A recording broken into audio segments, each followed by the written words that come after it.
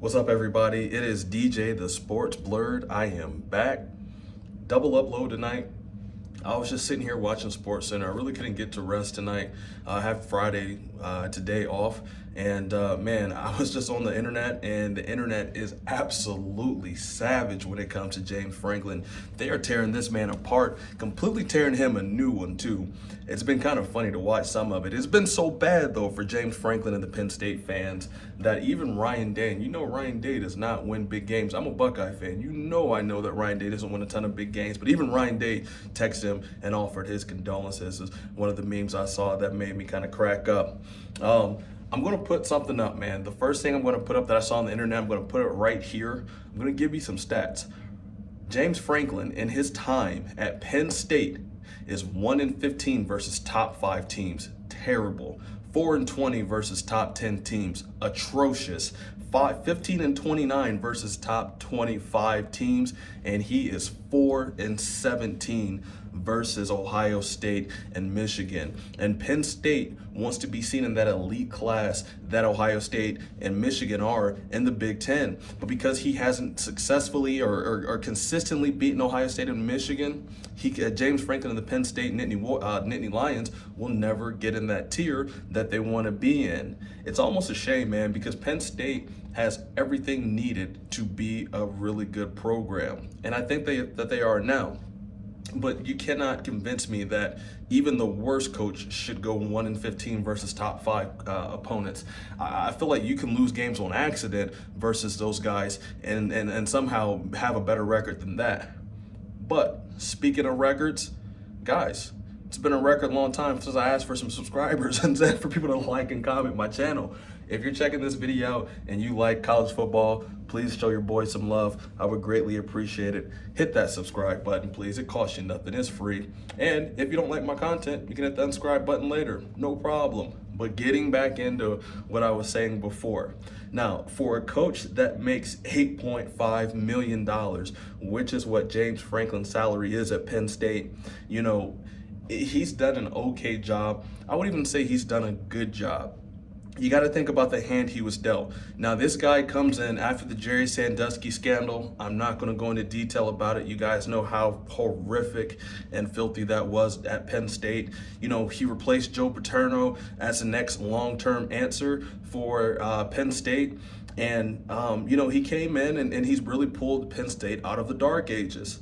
I think he's done a pretty decent job. I remember when he came from Vanderbilt, he had built Vanderbilt into a decent program in the SEC. I think he went 9-4 in his last 2 seasons, and then Penn State called him up. But I think that right now he has hit his ceiling. And I think that this is the best James Franklin that you're going to get. So Penn State fans, are you okay with, having a 10-2 season, a 9-3 season, playing for a Big Ten championship? Maybe probably not even winning that, but at least getting there, getting a decent bowl game and getting an interest into the CFP. If that's okay for you, then keep James Franklin. But I'm going to move on to the next meme I saw. Now, this is from a guy named Stugotz.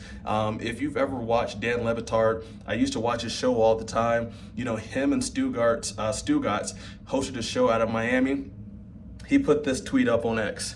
If you bet on James Franklin in a big game, you have no one to blame but yourself. 1,000% agree with that, man. And I almost hate bashing on the guy, but I'm just keeping it real. I'm not here to badmouth James Franklin. James Franklin's probably a great person outside of football. I've never met the guy before, but when it comes to football and coaching him and coaching his players, no problem. He does a good job. But when it comes to getting to that next level, and he's been saying this for 5-6 years, when he was losing to Ohio State and Michigan. Ohio State's at this level, Michigan's at that level. We're a good team, they're a great team. Eventually we're going to be there. And it has not panned out. Now let's go on to the next tweet. Frankie V. This was very interesting. Marcus Freeman has more top 5 wins in the last 8 days, guys. Not years, not months, 8 days than James Franklin has had in his entire time at Penn State. Which brings me to my next point about James Franklin. It seems like he hasn't been at Penn State for that long. If you had to guess right now, how long has James Franklin been there for? Would you say 6, 7 years? No. James Franklin has been there for 11 years, guys. He's been there for quite a while. Now, Ethan, this is my next post. This also made me chuckle. I hope it makes you guys laugh as well. James Franklin is the John Wooden of Doc Rivers. Now, as most of you guys know, maybe don't know, I've worn a Lakers shirt here a few times. I'm a huge Laker fan. Doc Rivers was the coach of the Celtics. The only thing that Doc Rivers ever really did right in his career was he took a team that already had Paul Pierce, Kevin Garnett, and Ray Allen. Oh, by the way, Rajon Rondo, a young one, to the playoffs, and they won one Super Bowl. That team, if they had a good team, they should have won 3 or 4. Now, ultimately, I don't think that Penn State can fire James Franklin right now. I mean, it's a risky time right now, especially with recruiting. You have you got to think about next year. You got guys jumping in the portal. Can you get them? Can you keep our guys from jumping in the portal? Can we keep our recruits together? And honestly, if you replace him right now, who are you going to replace him with? Are you going to replace him with an interim head coach, somebody that was already on the staff? I don't think right now would be a good time to remove him from that head coaching position. You know, and at the end of the day, Franklin has amassed 101 and 42 record, 101 and 42 record at Penn State, and you know that includes a Big Ten record of 64 and 33.